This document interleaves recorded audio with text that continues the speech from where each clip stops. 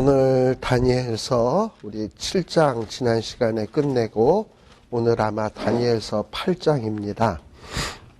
이 다니엘서 8장 참 쉽지 않은 부분이고 또 9장에 나오는 7일에 62일에 70일에 요것도 쉽지 않은 부분이고 또 10장 11장에 나오는 부분도 쉽지 않은 부분들이 이제 줄줄이로 남아 있습니다. 다니엘서에.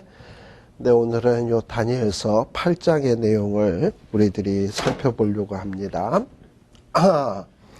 자, 요 다니엘서 8장을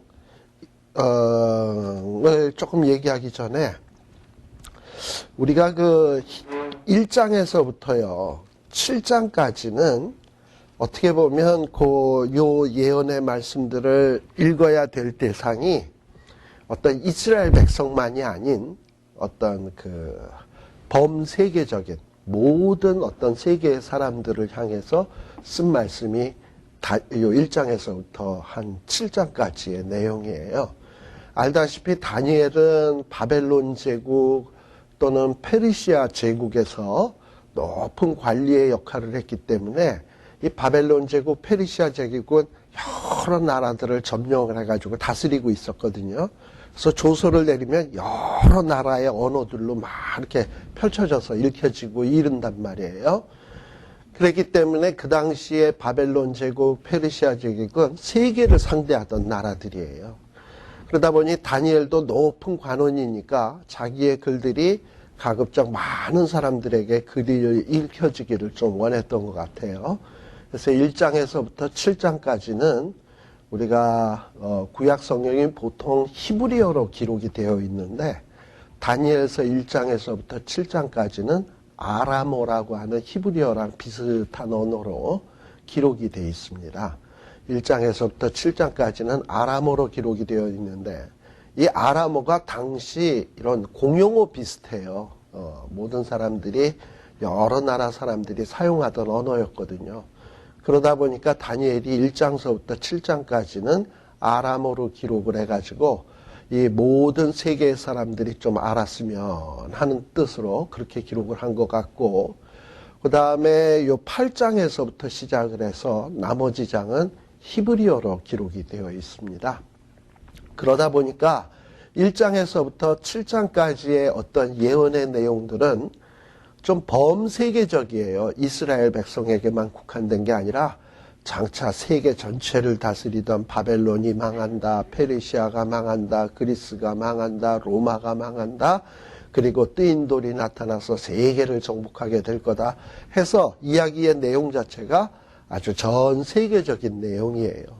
우리가 지난 시간에 7장에도 공부했습니다만 첫 번째는 사자, 두 번째는 곰, 세 번째는 표범, 네 번째는 정말 이름을 알 수 없는 무시무시한 짐승. 근데 이런 네 개의 짐승들이 다 무엇을 상징하는 거였냐면 세계를 다스릴 어떤 나라들을 상징하는 거였거든요. 근데 이러한 세계를 다스리는 무시무시한 제국들이 있지만 결국은 다 망하고 궁극적으로 하나님의 나라가 승리한다라는 이런 이야기는 다니엘이 생각할 때 모든 세계의 사람들이 알아야 될 내용인지라 이 부분을 아람어로 기록했다라는 것을 여러분들이 좀 기억해 두실 필요가 있고요. 8장에서부터는 히브리어로 기록되어 있는 것은 요 8장에서부터 이야기하는 내용들은 특별히 이스라엘 사람들은 꼭 알아야 되겠기 때문에 이 부분은 또 히브리어로 기록이 되어 있다라는 거예요. 어떻게 보면 7장과 8장에 나오는 내용을 보면 좀 비슷해요. 비슷한 듯한 느낌이 좀 드는데 7장은 어떤 범세계적인 나라를 향하여 얘기를 한 거라면 이 8장은 어떤 이스라엘 사람들에게 일어날 일에 대해서 집중해서 설명하고 있는 게 이 8장입니다. 그래서 어떻게 보면 7장과 8장의 그 내용이 겹쳐지는 부분이 있기도 하지만 이 8장의 주된 초점은 어떤 이스라엘 백성들에게 꼭 알아야 될 내용, 거기에다가 초점을 맞추어서 이야기하고 있는 내용이다라는 것을 좀 여러분들이 서론적으로 이해를 하고 읽어주시기를 바랍니다. 자, 그런데 8장 1절에 보면 어떻게 시작하느냐. 다니엘이 처음에 어떤 이상을 본 후 벨사살 왕 3년에 다시금 이상을 보게 되는 거예요. 자, 그러면 처음에 이상을 보았을 때는 언제냐? 우리들이 알다시피 7장 1절에 보면 벨사살 왕 원년에 다니엘이 침상에서 꿈을 꾸며 뇌 속으로 이상을 보았다 했습니다. 벨사살 왕이 왕이 된 해에 바로 7장에 이상을 보았어요. 근데 그로부터 한 2년 지나서 벨사살 왕 3년에 다시금 이상을 본 내용이 8장의 내용이에요. 그러니까 7장을 보았을 때와 8장을 보았을 때는 한 2년의 간격이 있다라고 생각을 하시면 됩니다. 자, 이렇게 한 3년에 다시금 이 이상을 보는데, 이 이상을 보는 때는 그러니까 한 언제쯤 되냐 하면 BC 한 547년경쯤 될 거예요. 이때 이상을 보는데, 이 이상을 볼 때에 이 다니엘의 몸은 어디 있냐? 엘람도 수산성에 있었고, 그리고 보는 장면은 을레 강변을 보고 있었다라는 거예요.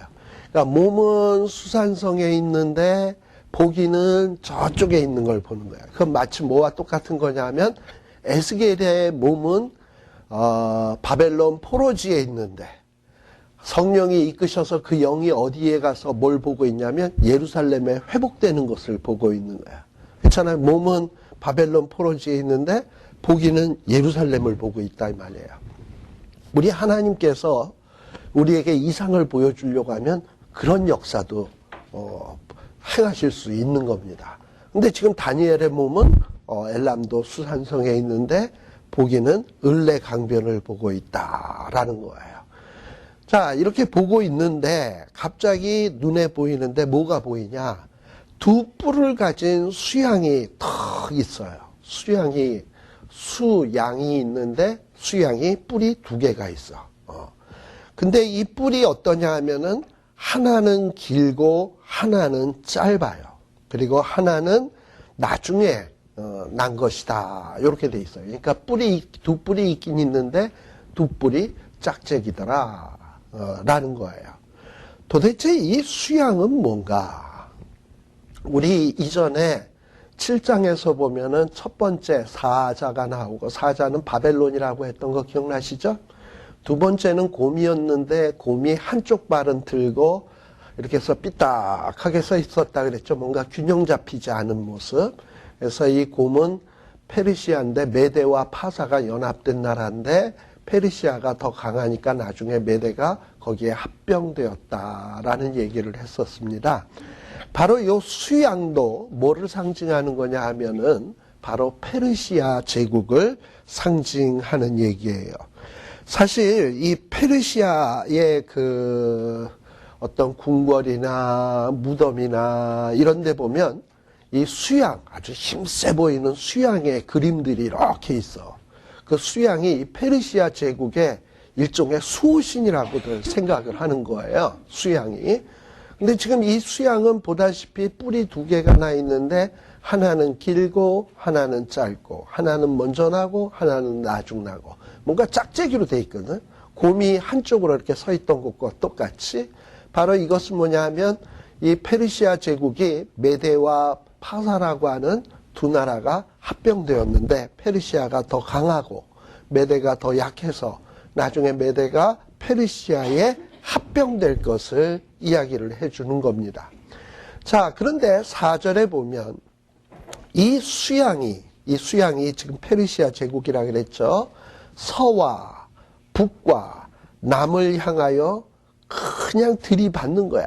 막 들이받는데 이 수양을 당할 짐승이 하나도 없고 이 수양이 들이받으면 그 들이받치는 것들이 누가 구해줄 리도 절대로 없어. 그래가지고 이 수양이 점점 강해지는 거예요. 이 얘기는 결국은 무슨 얘기냐 하면 이 페르시아 제국이 아주 심히 강해져가지고 그야말로 동서남북으로 정복 사역을 막 해나가는 거예요. 그래가지고 서쪽으로는 거의 전부 유럽 전체를, 그 다음에 동쪽으로는 거의 인도까지, 이러고선 막 점령을 해나가는 거예요. 근데 워낙에 강력하게 점령을 해나가니까 누구 하나도 거기에 반기를 들거나 뭐 대항을 할 만한 세력이 없는 겁니다. 그래가지고 뭐 서쪽으로 리디아, 이오니아, 트라케, 마케도니아, 북쪽으로는 코카서스, 뭐 카스피에 동쪽 스키디에 족속, 아랄해, 옥소스 뭐 이런 골짜기들을 다 이렇게 점령을 해나가는 거예요. 누가? 페르시아 제국이. 바로 그 모습을 보여주는 내용이 요 4절에 나오는 내용입니다. 자, 그런데 이렇게 해서 엄청 강대해지게 되는데 5절에 보면 갑자기 또 누가 등장을 하느냐? 이제는 수양이 아니고 수염소, 염소나 양이나 비슷비슷해가지고 이 부분을 보면 내가 지금 수양을 보고 있는지 수염소를 보고 있는지 비슷해가지고 헷갈리는 때가 있는데 요거는 수염소예요. 앞에는 수양이었고 지금 수염소가 또 등장을 해요. 근데 이 수염소가 어디에서부터 오느냐? 서편에서부터 와요. 수양은 그러니까 상대적으로 어디 있겠죠? 수염소의 동편에 있었겠죠? 근데 어쨌든 이 수양은 수염소의 동편에 있는데 수염소가 서편에서부터 와서 지면에 두루 다니되 땅에 닿지 아니하며 그 염소에 두는 사이에는 현저한 뿔이 있더라. 이 수염소가 있는데 그냥 막 온 지면을 사방팔방 막 두루 다니는데 그야말로 땅에 닿지 않는다. 이 얘기는 뭐냐면 우리가 막 빨리 달리는 사람 보면 막 발이 땅에 닿지를 않아. 뭐 이런 식으로 달린다 그렇죠. 아주 굉장히 빨리 뛰는 것을 얘기를 하는 거예요. 땅에 닿지 않는다. 자, 그런데 이 염소의 두 눈 사이에는 뭐가 있냐? 현저한 툭 튀어나온 뿔이 하나가 딱 있어. 자, 이게 뭐냐? 이 수염소는 바로 누구를 상징하는 거냐 하면 페르시아 다음에 일어나는 헬라 제국, 그리스 제국을 상징하는 거예요. 자, 근데 이 그리스 제국이, 이 헬라 제국이 어떻게 보면 페르시아보다 어느 쪽에 있냐면 위치로 보면 서쪽에 있어요. 지금 여기 그 페르시아 제국 하면 지금의 어느 나라를 얘기하냐면 이란쯤 얘기하나요? 지도로 보면 이란. 그 다음에 헬라는 어디냐면 그리스예요. 오늘날 그리스. 그러니까 이란보다 훨씬 서쪽에 있는 나라가 이 그리스, 헬라거든. 근데 이 헬라에서 뭐가 일어나느냐? 수염소가 일어난다. 이 헬라 제국이 일어난 거야. 근데 이 헬라 제국은 특징이 뭐냐면 헬라 제국도 온 세상을 정복한 나라예요. 그래서 온 세상을 두루 다녔다 그랬죠. 근데 온 세상을 두루 정복을 하는데 어느 정도로 신속하게 정복을 했냐면 여기에 보면 발이 땅에 닿지 않았다. 우리 7장에서 공부할 때 바벨로니아는 사자, 그 다음에 페르시아는 곰, 짝재기 곰, 그 다음에 헬라 나라는 뭐였다고요? 표범. 그래서 제가 표범의 상징이 뭐라 그랬죠? 굉장히 신속하다, 빠르다 라는 얘기를 했잖아. 근데 지금 여기에서도 수염소가 서편에서부터 등장을 했는데 온 지면을 두루 다니는데 얼마나 빨리 달리는지 몰라. 땅에 발이 닿지 않을 정도로 달릴 정도로 그렇게 신속하게 세상을 정복을 하는 거예요. 자, 그런데 그 두 염소의 눈 사이에는 뭐가 달렸다? 현저한 뿔이 달렸다. 이 현저한 뿔은 누구냐 하면은 이 헬라 제국의 가장 위대했던 대왕 알렉산더 대왕이에요. 우리가 알렉산더라는 말은 참 많이 들어봤죠? 이 알렉산더 대왕이에요.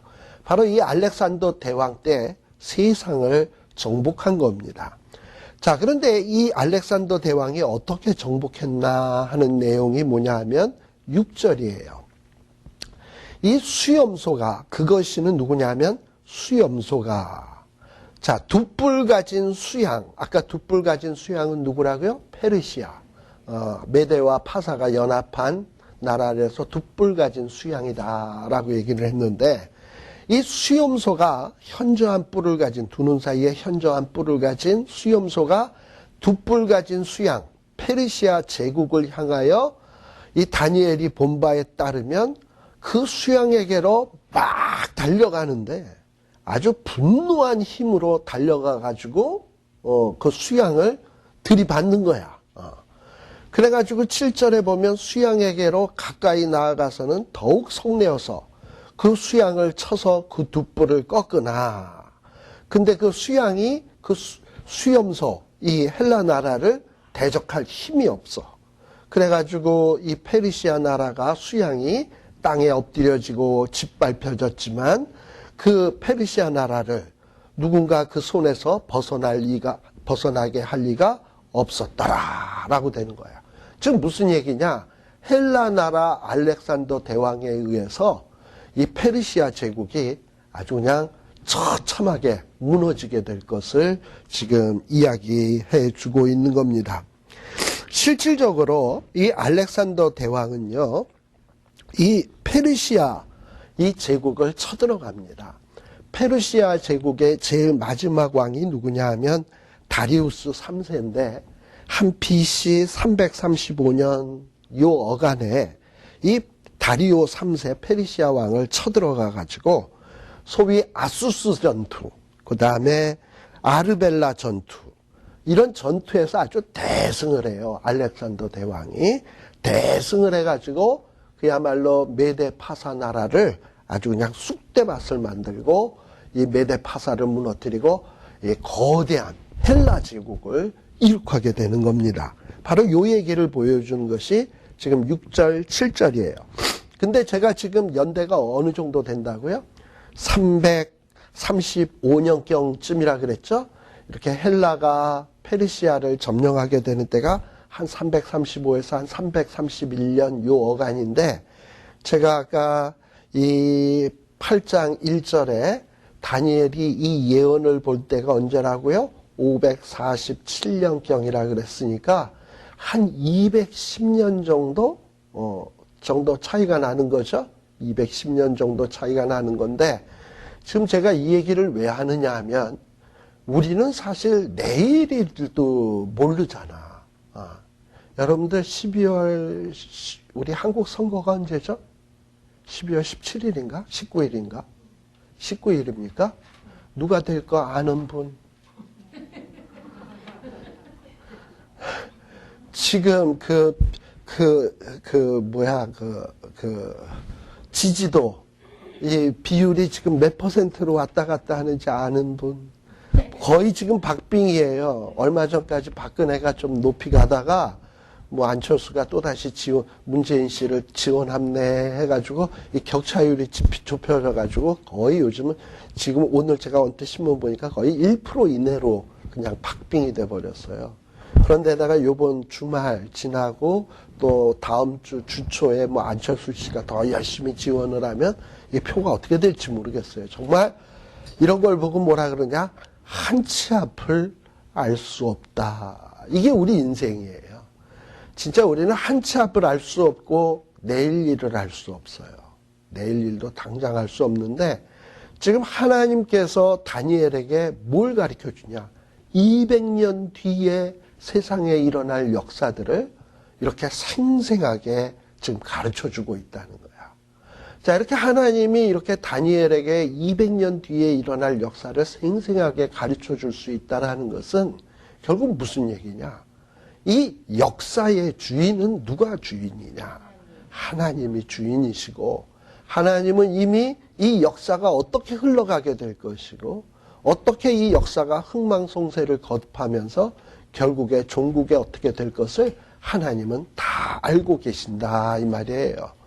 그래서 사실 내일 일을 날 모르고 뭐 그다음에 하루 일을 한치 앞을 내다볼 수 없다 할지라도 사실 하나님께만 딱 붙어 있으면 걱정할 것이 없습니다. 저는 어렸을 때 이런 경험이 있어요. 우리 어머니를 쫓아다니다 보면, 어릴 때 보면 제가 또 딸 아들 해가지고 제가 굉장히 귀한 아들이었거든요. 그리고 또 제 밑에 동생은 8살 차이 나니까 저랑 한 8살까지는 거의 진짜 막내의 외아들로 독자로 이렇게 큰 아들이에요. 그러다 보니까 뭐 어머니의 사랑도 참 많이 받았는데, 그래서 어머님이 시장 간다 그러면 좋다고 또 따라가요. 근데 알다시피 여자들 시장 가면은 뭘 이렇게 볼 일이 많은지 뭐 가게 갔다가 배추 한번 집었다가 또 놓고 또 저쪽 배추집 가서 집었다가 또 놓고 막 이러고 다니면 왜 이러고 다니라 하고서 처음에 괜히 왔다 이제 후회를 하고 이제 이렇게 졸졸졸졸 따라다니다가 저는 왜 따라왔냐? 장난감 가게 앞에 갔을 때 저거 사달라고 이제 이러려고 이제 간단 말이에요. 그래가지고 이렇게 어머니를 종종 따라다니는데 하루 종일 따라다니다 보면 지쳐가지고 이제 나중에는 졸음도 오고 피곤하고 이러니까 이제 나중에 어머니 손 잡고 올 때는 어떻게 오냐? 눈 딱 감고 엄마 손을 잡고 이러고 가. 나는 눈을 이렇게 감았으니 그야말로 한치 앞을 내다볼 수 없는 거야. 저 앞에 뭐가 있는지도 몰라. 근데 뭐 하나만 하고 있어요? 어머니 손만 잡고 있어. 참 믿음도 크지. 왜냐? 우리 어머님은 나를 이상한 데 데리고 갈 리가 없다. 나를 차 앞에다 대고 빵 박치기 할 리도 없을 거 아니에요. 그저 엄마 손만 잡고 있으면 나는 안전하게 집에 갈 것이다. 끌려가든 어떻게 가든 손만 잡고 있으면 된다. 그래서 눈 감고 이러다 보면 어느덧 집에 와 있는 거예요. 바로 그거예요. 우리가 사실 한치 앞을 내다볼 수 없고 미래의 일을 알 수 없지만 하나님 앞에 딱 달라붙어서 하나님, 나 솔직히 한치 앞을 모르거든요. 역사 어떻게 될지 난 모르겠는데 그냥 하나님 날 어떻게 그냥 알아서 하십시오 하고 내 맡기면 사실 우리는 염려할 게 없는 거예요. 그런데 어쨌든 근데 그럼에도 불구하고 우리가 좀 미래가 어떻게 돌아가는지는 좀 알 필요가 있을 것 같아가지고 전혀 모르는 것보다 알 필요가 있는 게 좋을 것 같아가지고 하나님께서는 다니엘의 이 글을 통해서 역사가 어떻게 흘러가는지 이런 것들을 우리에게 다니엘을 통해서 다니엘의 쓴 글을 통해서 알려주고 있는 겁니다. 그래서 뭐 어떻게 보면 다니엘은 바벨론 시대를 살았고 페르시아의 초반부를 살았던 사람 아닙니까? 그런데 뭐 다니엘 때는 바벨론이 최고인 줄 알았지. 그랬는데 이 바벨론도 망한단 말이에요. 지금 이 벨사살 3년이라 그랬으니까 이게 지금 바벨론 나라 거의 만렵 부분이야. 그렇잖아요. 이제 이 바벨론 나라가 얼마 안 있으면 그 대단한 나라였던 것 같은데 곧 망해요. 그리고 이제 누가 등장하냐? 거기 보면 두 뿔 다진 수양이 등장을 해가지고 이 세계를 정복할 거예요. 메대와 파사가. 근데 또 이 메대와 파사가 뭐 엄청난 세력이라서 그 세력이 영원히 갈 줄로 알았는데 또다시 누가 등장을 하느냐 하면 수염소 한 마리가 눈 사이에 현저한 뿔이 돋은 수염소 한 마리가 등장을 하더니 이 두 뿔 달린 수양을 아주 무참하게 짓밟아버리고 아주 그냥 죽여버리고 또 큰 제국을 형성한단 말이에요. 그게 뭐냐? 헬라 나라예요. 그래서 다니엘로부터 200년쯤 뒤에 일어날 헬라 나라의 역사까지 지금 다니엘은 보고 있는 겁니다. 자, 그런데 8절에 보면 또 이 수염소가 누구라 그랬죠? 헬라 나라, 눈 사이에 현저한 뿔이 달린 이 수염소인데 헬라 나라인데 이 헬라 나라가 수양을 짓밟고 심히 강대하여 가더니 근데 심히 강대하여 가다가 강성했을 때에 갑자기 어떤 일이 벌어지냐 하면 큰 뿔이 뻑 하고 꺾어버렸어. 그리고 대신에 큰 뿔 대신에 좀 작은 뿔 4개가 돋아났다라고 돼 있는 거예요. 이건 또 뭔 얘기인가 하는 생각이 드는데 아까 이 수염소에게서 돋아난 큰 뿔은 누구라고요? 알렉산더 대왕이에요. 근데 이 알렉산더 대왕이 세계를 정복할 때 나이가 30대예요. 30대인데 그렇게 그냥 신속하게 세계를 정복해 나가다가 이 알렉산더 대왕이 저 아라비아 쪽으로 전쟁을 나갔을 때 그만 거기에서 이 설에 의하면 모기에 물려요. 모기에 물려가지고 말라리아에 걸려가지고 열병이 도져가지고 알렉산더가 죽었대. 그런데 참 웃기죠? 이 알렉산더 대왕이 세상을 정복하고 그 강한 군대를 쳐부셨는데 정작 알렉산더 대왕은 누구한테 물려 죽어? 모기한테 물려 죽었다. 참 웃기는 일이죠. 모기한테 지금 물려 죽은 거야. 그 모기를 누가 동원했을까? 그 모기를 참 하나님이 동원하신 거야. 모기한테 물려 죽었어요. 왜냐? 하나님이 이미 다니엘에게 보여주셨거든. 수염소가, 큰 뿔 달린 수염소가 막 설치고 다녀서 세상을 정복하겠지만 그 수염소가 아주 강력해져서 힘이 세졌을 때에 갑자기 그 뿔이 뚝 꺾어질 것이다. 그러니까 알렉산더 대왕이 세계를 정복하고 최고의 절정기에 있을 때, 최고의 그 클라이막스에 있을 때 하나님이 모기 한 마리, 그것도 말라리아 박테리아로 아주 충만한, 성령의 충만한이 아니라 말라리아 병행군으로 충만한 모기 한 마리를 동원을 해가지고 이 알렉산더 대왕을 깡 물어가지고 그만 알렉산더 대왕이 말라리아에 걸려서 죽어버렸어요. 젊은 나이에. 자, 그리고 젊은 나이에 죽었는데 이 알렉산더가 워낙에 젊은 나이에 죽다 보니까 스라에 자식이 없었네. 그러니까 알렉산더 대를 이어서 누군가가 왕이 될 사람이 없는 거예요. 알렉산더 그 자식 가운데는. 그 다음에 알렉산더의 동생이 있었거든요. 근데 이 동생은 그 알렉산더 밑에 있었던 카산더라고 하는 장군에 의해서 피살을 당해요. 그래가지고 알렉산더의 혈육이 남아있질 않아. 동생도 없고 자식도 없고. 보통 우리 그 이조 시대 때, 조선 시대 때도 보면은 보통 왕이 죽고 나면 누가 대를 잇습니까? 자식이 대를 잇잖아요. 근데 자식이 없는 경우에는 누가 또 대를 잇냐 하면 동생이 보통 또 대를 잇거든요. 그런데 지금 알렉산더는 자식도 없고 동생도 없고 이러다 보니까 이 알렉산더가 죽고 난 다음에 뭔가 그 알렉산더의 부하들 사이에 권력 다툼이 일어났어. 특별히 알렉산더를 도와서 세계 정복에 그 선봉에 섰던 4명의 장수가 있거든요. 이 4명의 이 장수들이 있었는데 그 4명의 장수들의 이름이 뭐냐 하면 하나는 셀루쿠스, 하나는 톨레미, 아까 또 하나는 카산더, 아까 조금 전에 얘기했죠.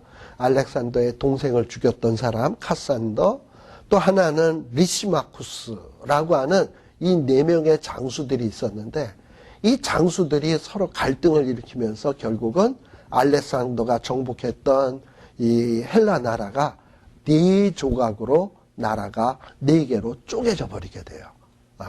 그래서 이 헬라 나라가 알렉산더 이후 4개의 나라로 쪼개지는 것을 가리켜서 지금 여기에서는 뭐라 그러냐? 한 뿔이 꺾여지고 4개의 작은 뿔이 돋아났다라고 얘기하는 거예요.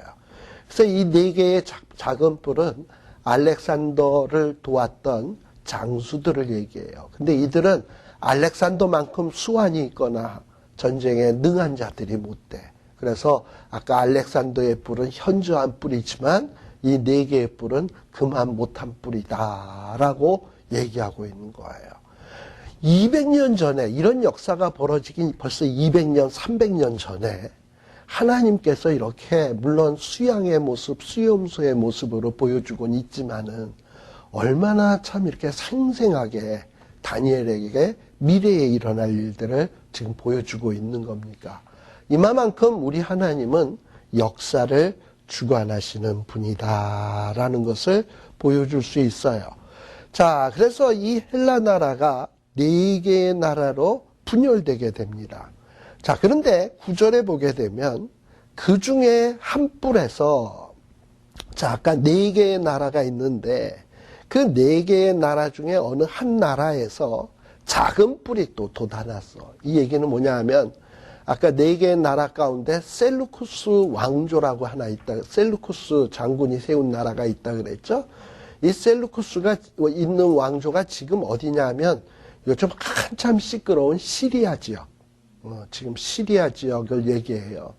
그 시리아, 아람 나라, 거기에요.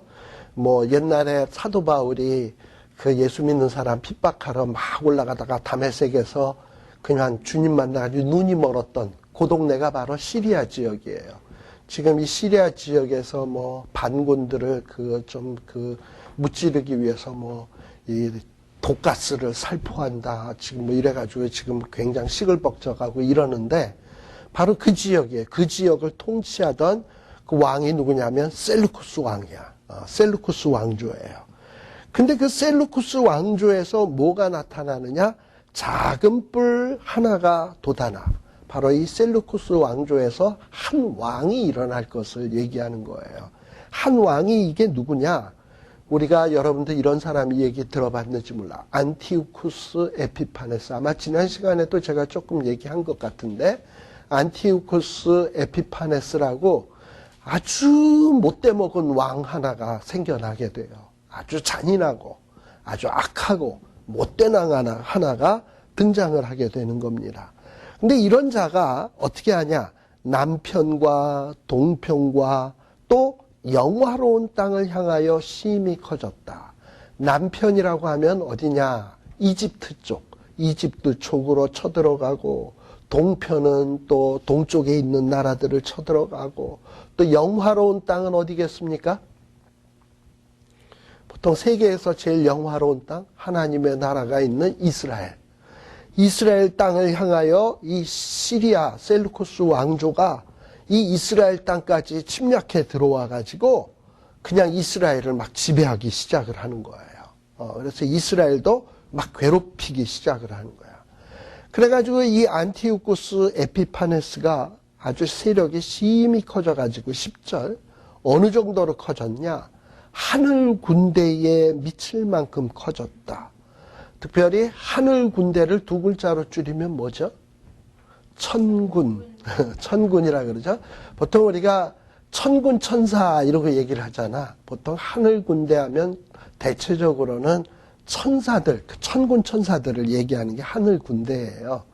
근데 뭐 세상에 어떤 나라가 감히 어떻게 하늘 군대만큼이야 커지겠습니까?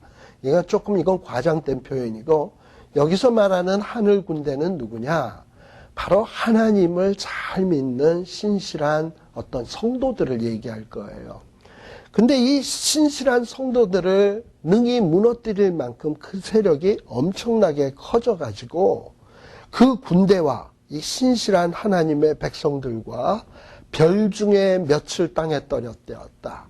이 얘기는 뭐냐면 신실한 성도들의 지도자, 또 신실한 성도들 가운데 신실한 사람들, 이런 사람들을 막 죽인 거야. 그러니까 이 별들 중에 별이 떨어졌다라는 것은 순교자가 발생했다라는 거지. 그러니까 이 헬라 나라의 안티우코스 에피파네스가 이스라엘 나라 안에 쳐들어와 가지고 하나님을 믿는 사람들을 막 박해하기 시작을 한 거예요. 그래가지고 막 신실하던 사람들을 막 죽이는 거예요. 근데 지금 사실 이 다니엘서 8장에 다니엘이 가장 관심을 기울이는 부분이 어디냐 하면 바로 이 부분이에요. 우리 지난 시간에 저기 그 7장 28절에 보면 7장 28절에 보면은 다니엘이 7장의 여러 이상들을 보고 난 다음에 아주 중심에 번민을 했다. 낯빛이 변했다. 그런데 내가 이것을 마음에 감추었다라는 얘기가 나오죠. 우리가 지난 시간에 다니엘서 7장에서도 어떤 예언이 있었냐 하면은 거기에 보면 그 장차 어떤 아주 못돼 먹은 존재가 등장을 해가지고 작은 뿔 하나가 등장을 해가지고 이 성도들과 더불어 싸워 이긴다. 21절 기억나시죠?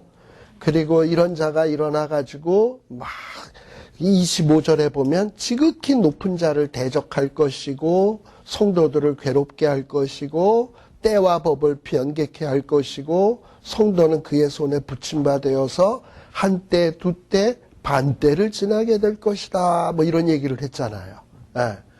사실 다니엘이 이 7장의 이상을 볼 때 어떤 이 장면을 볼 때 너무 충격이었던 거야. 여기는 간단하게 나오니까 우리는 뭐 이게 뭐 이렇게 대단한가 할지 모르지만 아마도 다니엘은 이 이상을 볼 때 완전히 3D 입체 아주 서라운드 시스템으로 해가지고 생생하게 보았던 것 같아요.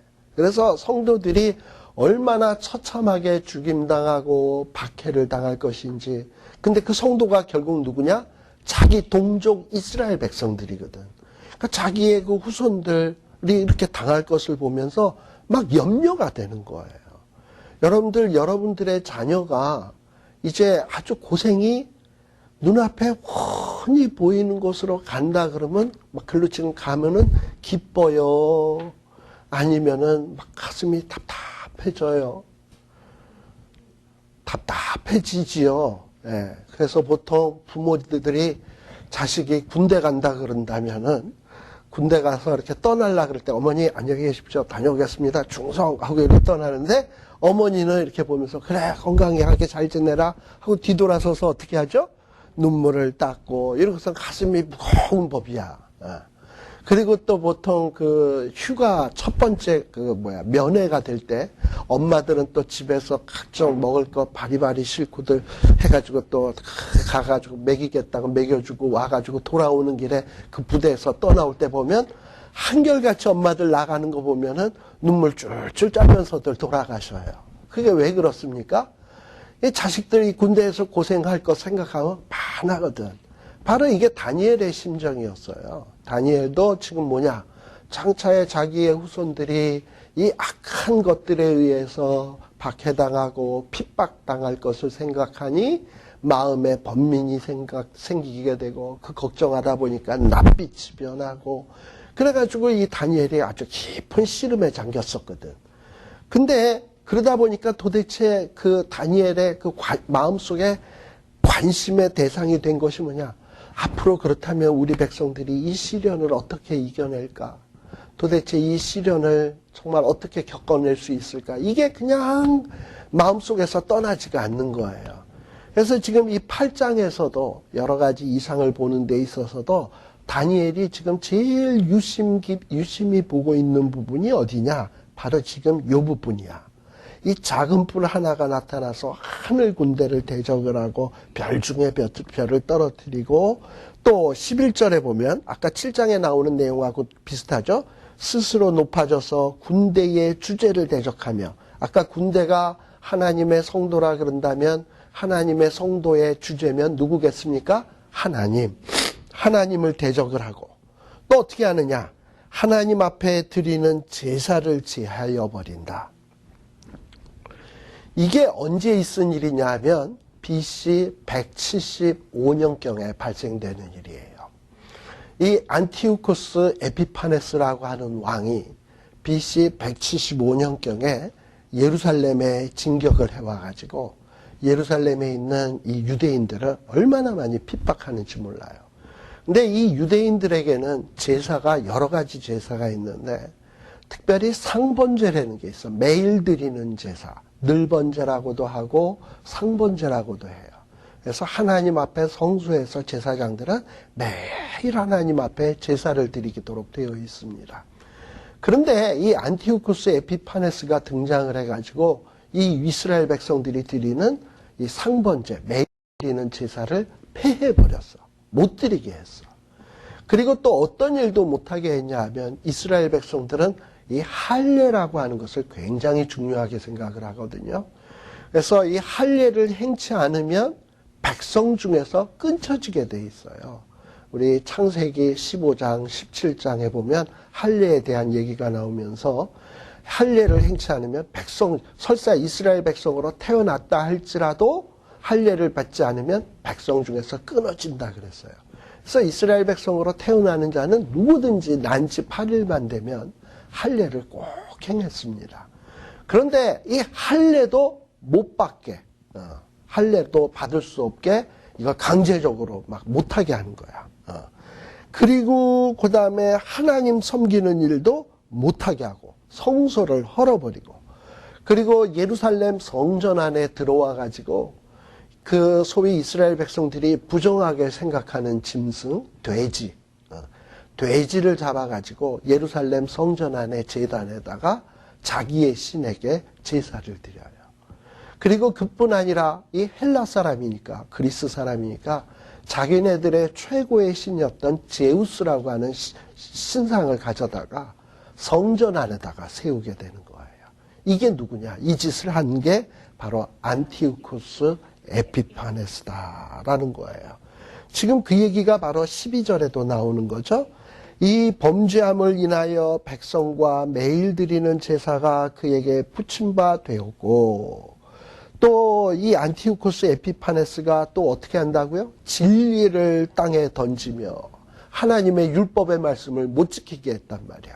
할례도 못하게 하고, 뭐 아무튼 막 이렇게 우상 숭배하게 만들고.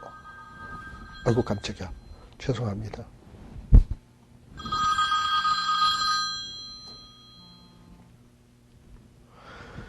자, 그리고 막 진리를 땅에 던지고 지멋대로 행동을 하는데 이 인간이 어떻게 되냐? 형통한 거야. 원래 악을 행하면 망해야 되는데, 근데 이 인간은 악을 행하는데도 형통한 거예요. 그러니 사람이 더 괴로운 게 뭐냐 하면, 악인에게 핍박받는 것도 괴로운데, 근데 나는 의로워서 경건하게 살려고 해서 그래서 악인과 대적을 안 하고 그냥 당하고만 있는데, 그러면 뭔가 하나님이 다 복수를 해줘가지고 악인이 망하고 자기가 우뚝 쓰면 참 그래도 위로라도 받겠는데, 당하는 나는 계속 당하고 악인은 계속 형통하고 그러면 그것처럼 또 상처가 없는 거거든. 지금 그런 일이 생기는 거예요. 자, 그러다 보니까 이 얼마나 신자들이 괴롭고 힘이 들겠습니까? 그러니까 이걸 지켜보는 하늘의 천사들도 답답한 거야. 지금 다니엘과 함께 이 이상을 보고 있는 한 거룩한 천사가 얘기를 하는 거예요. 내가 들은즉 한 거룩한 자가 말하더니 다른 거룩한 자 그 말하는 자에게 묻되, 이상에 나타난 바 매일 드리는 제사와 망하게 하는 죄악에 대한 일과 성소와 백성이 저 안티오코스 에피파네스에게 내어준 바 되고 그에 의해서 짓밟히는 일이 어느 때까지 이르러야 이게 끝이 나는 겁니까? 어느 때까지 의로운 자들이 악인에 의해서 핍박받아야 끝나는 겁니까? 하고 답답해서 물어봅니다. 그랬더니 거기에 보면 또 한 거룩한 자가 이야기하기를 2300주야까지다 라고 얘기를 하는 거예요. 2300주야면은 보통 여기에 보면 주야는 뭐냐 하면 2300주야는 주야를 합해서 주야가 둘이 되는 거예요. 그러니까 주야, 보통 주야 둘이잖아요. 그러니까 2300주야니까 날로 치면 며칠이 될까? 2300을 2로 나누면 되겠죠. 그러면은 1150일 정도가 되겠죠. 1150일, 2300주야니까. 그러니까 이 날로 주야로 치면 2300, 그러니까 1150주, 1150야 해서 합이 2300주야가 되는 거지만, 날로 치면은 뭐냐면 2로 나누니까 1150일이 되는 거예요. 그러면 1150일을 360 정도로 나누면은 어떻게 되나? 한 3년 정도 되겠죠? 예. 근데 우리가 7년간의 대환란에 한때, 두때, 반때 기억하시나요? 한때와 두때는 1년으로 계산해서 1년, 두때 2년, 그래서 반, 뭐 이렇게 된다 그랬죠? 예. 그래서 뭔가 이 끝나는 시점이 뭐냐? 한 3년쯤 지나서부터 끝나기 시작해서 3년 반이 되게 되면 악의 세력이 완전히 끝장이 난다는 거예요. 무슨 얘기인지 아시겠죠? 그래서 언제 저 악한 존재가 저렇게 하나님의 백성들을 괴롭히게 되는데 그게 언제까지 저렇게 지속될 수 있냐? 그랬더니 하나님의 대답은 뭐냐면 그들의 그 형통하고 그들이 악인을, 의로운 자들을 핍박하고 하는 일이 영원히 지속될 수는 없다. 정해진 날수가 있다라는 거예요, 하나님께는.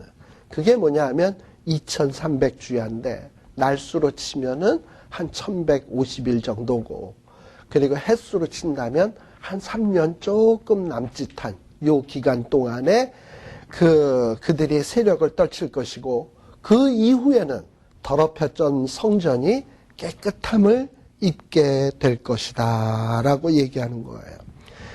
이 실제 역사예요. 안티오쿠스 에피파네스가 이스라엘 나라를 들어와서 정말 175년에 쳐들어와 가지고 이스라엘 백성들을 그렇게 핍박을 했어요. 근데 그로부터 그렇게 그가 막 이렇게 악을 행하다가 거기에 대해서 반기를 드는 이스라엘 사람들이 있었어요. 그게 그 유명한 마카비 형제라고 하는 사람들이에요. 그래서 이 마카비 일가가 아주 모든 재산을 다 내놓고 우리가 저 안티오쿠스 에피파네스와 대적해야 된다 해가지고 이스라엘 사람들을 다 모아가지고 이 안티오쿠스 에피파네스에게 독립하는 독립운동을 전개를 해요. 그래가지고 이 마카비 이 형제들이 이끄는 이 군대가 안티오쿠스 에피파네스를 몰아냅니다. 그래서 독립에 성공을 해요. 그래가지고 이스라엘 백성들에게 있어서 이 마카비 전쟁, 그래서 헬라 나라를 무너뜨린 그 전쟁을 굉장히 이스라엘의 아주 최고의 전쟁처럼 생각을 해요. 이스라엘 백성들에게 손꼽는 전쟁이 몇 가지가 있거든. 첫 번째, 하나님께서 애국 군대를 물리쳤던 홍해 건넌 사건. 그 다음에 두 번째는 어떤 전쟁이 또 이스라엘 백성에게는 유명한 전쟁이냐?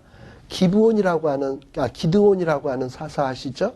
기드온의 300용사가 그야말로 이 적군들을 때려 이긴 사건. 이거가 또 잊혀질 수 없는 전쟁이에요. 그 다음에 이제 손꼽을 수 있는 전쟁이 바로 이런 마카비 전쟁 같은 거. 이런 전쟁이 이스라엘 백성들에게 잊혀질 수 없는 그런 전쟁 가운데 하나입니다. 자, 이 14절까지가 바로 다니엘이 본 이상의 내용입니다. 그런데 15절서부터는 그 이상에 대한 설명이에요. 자, 이 이상을 보고 이상이 지금 우리는 이 이상에 대한 뜻도 다 설명을 했죠. 근데 다니엘은 이 이상을 봤을 때 그 뜻이 뭔지 몰랐어. 그런데 이것을 알고 싶어 하는데 사람 모양 같은 것이 이 다니엘 앞에 딱 섰어요. 그리고 내가 들은즉 을레강 두 언덕 사이와 사람 목소리가 있어 외쳐가로되 가브리엘아 이 이상을 이 사람에게 깨닫게 해라. 거기에 보면 사람 모양 같은 것, 이건 뭐겠습니까? 우리 인자 같은 이, 인자가 뭐예요? 사람의 아들 같은 이, 나 사람 모양 같은 것, 같은 얘기죠. 바로 예수님의 어떤 그 성육신하기 전의 모습인 것 같아.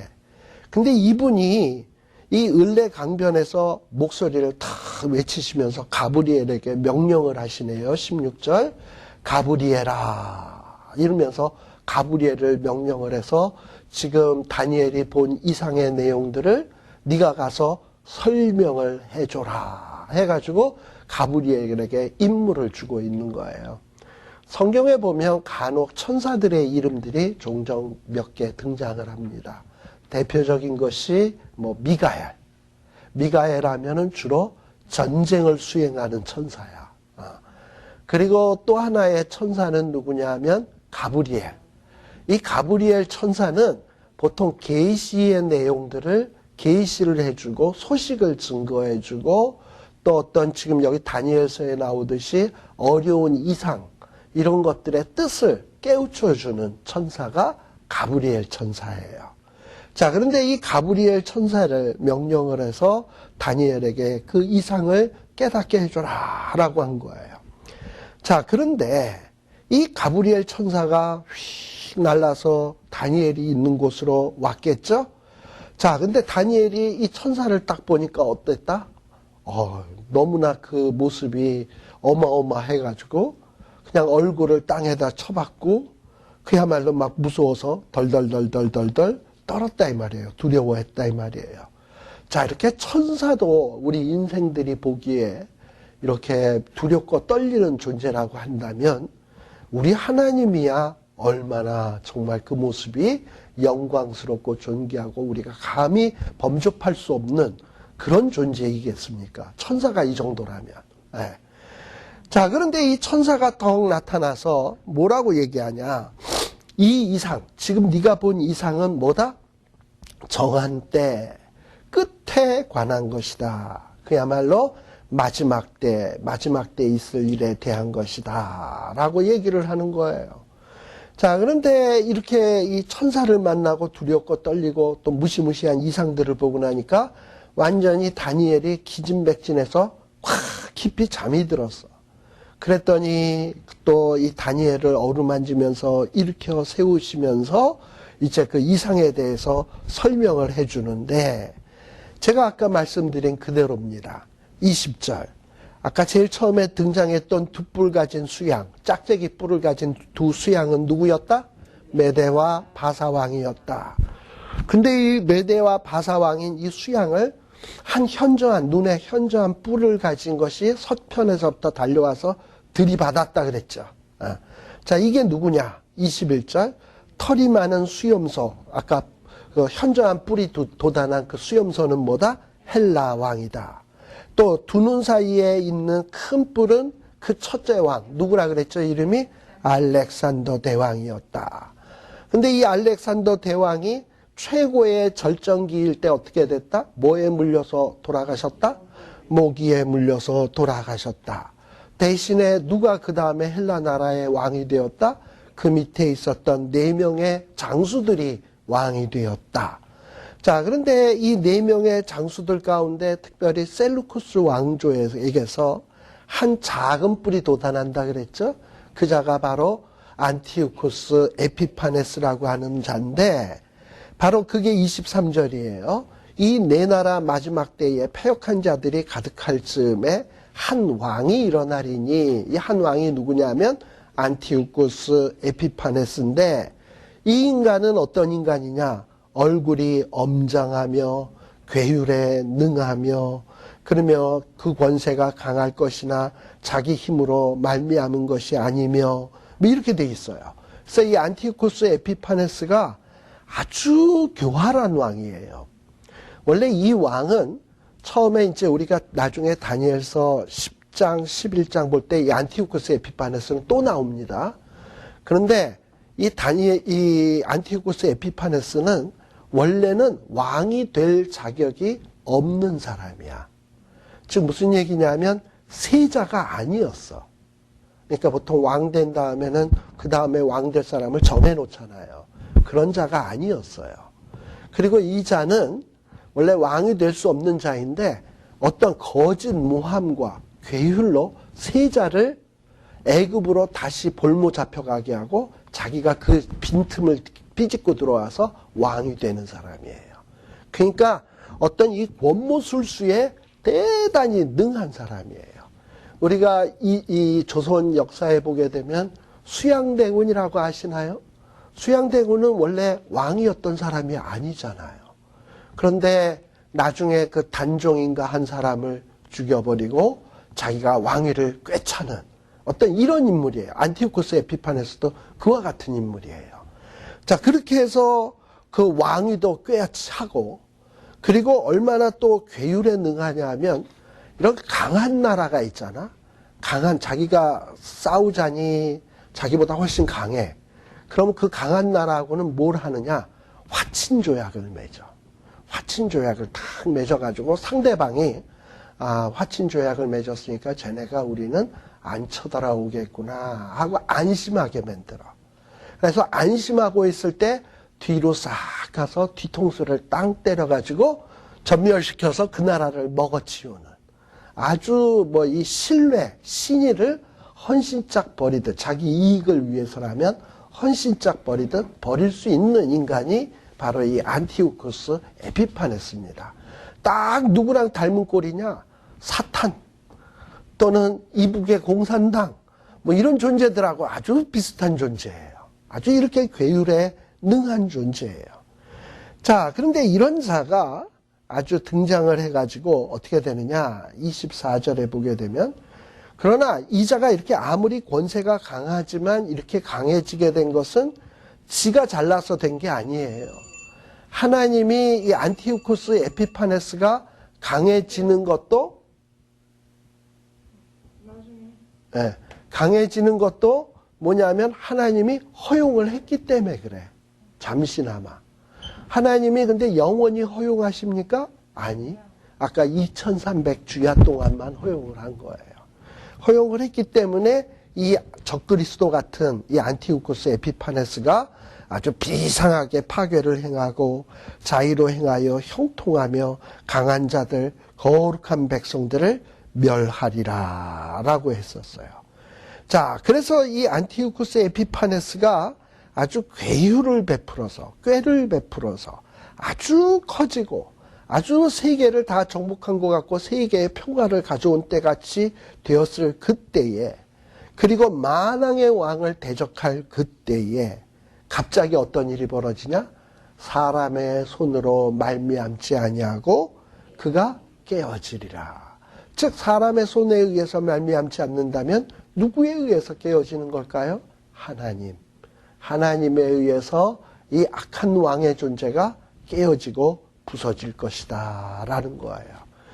사실 역사적으로 이 안티오코스 에피파네스가 죽은 것에 대해서 여러 역사학자들이 다 얘기하는데, 어떤 다른 나라와 전쟁을 해서 다른 나라 왕에 의해서 죽음당하지 아니하고, 이자는 그 죽음에 대한 설이 많은데 정말 사람 손에 의하지 않고 죽었다는 거야. 진짜.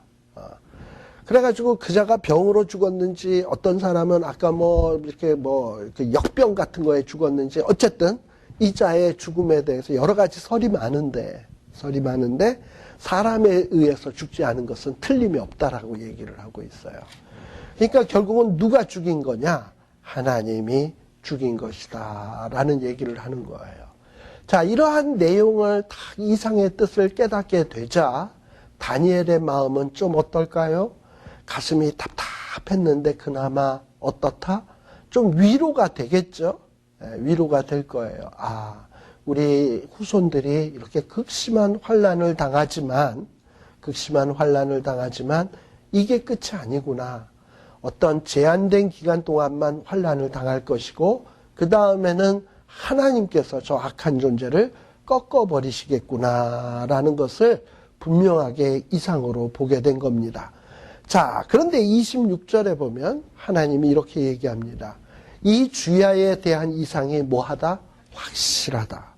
벌써 이 얘기가 아까 우리가 몇 년에 이 환상을 본다 그랬죠? 547년인데 안티오코스 에피파네스가 등장하는 데가 BC 175년이에요. 자, 그렇다면은 자그마치 한 372년 전에 372년 뒤에 일어날 일을 지금 다니엘이 이상으로 보고 있는 거야. 근데 하나님은 뭐라 그러냐? 네가 본 이상이 확실하다. 이거는 분명하게 이루어진다.